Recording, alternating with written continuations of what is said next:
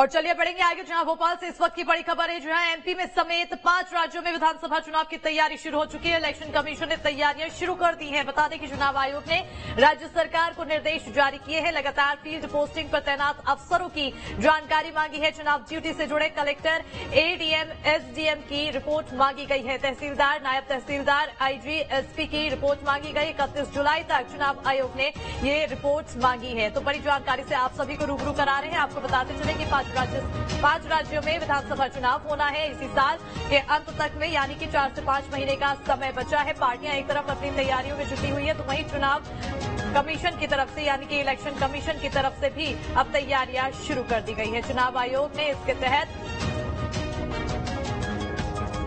राज्य सरकार को निर्देश जारी कर दिए हैं। लगातार फील्ड पोस्टिंग पर तैनात अफसरों की जानकारी मांगी गई है चुनाव आयोग की तरफ से। तो वहीं चुनाव ड्यूटी से जुड़े कलेक्टर, एडीएम, एसडीएम की रिपोर्ट भी मांगी गई है। इसके अलावा तहसीलदार, नायब तहसीलदार, आईजी, एसपी की रिपोर्ट मांगी गई है।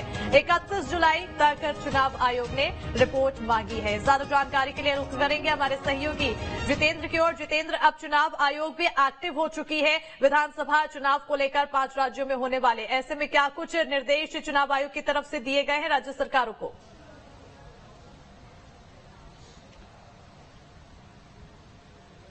देखिए, अगर हम बात करें चुनाव आयोग की, तो इस बार देश के 5 राज्यों में चुनाव होना है, जिसमें मध्य प्रदेश, छत्तीसगढ़, राजस्थान, तेलंगाना और इसके अलावा एक अन्य और राज्य शामिल है। तो देखिए, यहाँ पर जो 5 राज्यों में चुनाव होना है, इन 5 राज्यों में चुनाव को लेकर अगर हम मध्य प्रदेश की बात करें, एक मिजोरम में भी चुनाव होना है, तो मध्य प्रदेश को लेकर राज्य सरकार से सूचना मांगी गई है चुनाव आयोग के द्वारा कि फील्ड पर तैनात जो अधिकारी होते हैं, चाहे वो कलेक्टर हो, चाहे वो एडीएम हो, चाहे वो तहसीलदार हो, चाहे वो नायब तहसीलदार हो, चाहे वो पटवारी हो, या फिर इसके अलावा आईजी हो, डीआईजी हो, एसपी हो, एडिशनल एसपी हो, सीएसपी हो, एसीपी हो, थाना प्रभारी हो या एएसआई हो, जिनका 3 साल का जो कार्यकाल है उनके फील्ड में हो चुका है, उन्हें उस जिले से हटाकर दूसरे जिले में पहुंचाया जाए, ताकि चुनाव काफी अच्छे तरीके से कराए जा सके।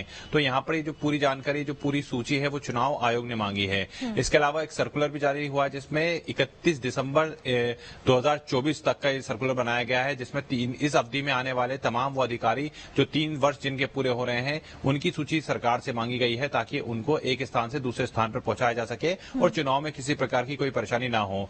दरअसल चुनाव आयोग का ये मानना होता है कि जब चुनाव का समय आता है, तो उस दौरान फील्ड पर तैनात जो कर्मचारी होते हैं, जिनका क्षेत्र में काफी अच्छा एक पकड़, क्योंकि 3 साल में अच्छी बन जाती है, तो ऐसे में वो चुनाव के समय कहीं ना कहीं किसी प्रकार की ऐसी परेशानियां खड़े कर सकते हैं, जिसके चलते लगातार जो पॉलिटिकल आरोप हैं वो लगते रहते हैं। और यही वजह है कि नए अधिकारियों की जो पोस्टिंग है उसको करने की जो एक वो हो जाती है। और यही वजह है कि इस बार चुनाव आयोग ने एक बार फिर से फील्ड पर तैनात उन तमाम अधिकारियों की और कर्मचारियों की एक सूची राज्य सरकार से 31 तारीख तक मांगी है, जिनके 3 वर्ष पूरे हो चुके हैं। ऐसा माना जा रहा है कि पन्ना, खजुराहो सहित अलग अलग जो क्षेत्र के कलेक्टर हैं, अब वो भी इस सूची के बाद हटा दी जाएंगे और 3 साल तक जितने भी अधिकारी और कर्मचारी मध्य प्रदेश में अलग अलग जिलों में तैनात हैं, जो फील्ड में मौजूद हैं, उनको भी एक स्थान से हटाकर दूसरे स्थान पर पहुंचा दिया जाएगा, ताकि चुनाव जो प्रक्रिया है वो ठीक तरीके से चल सके और किसी प्रकार की परेशानी ना हो। बिल्कुल। इसके अलावा और क्या कुछ तैयारियां की जा रही है, क्योंकि ईवीएम को लेकर लगातार सवाल उठते हैं और ऐसे में ईवीएम की जांच भी बहुत ज्यादा जरूरी हो जाती है।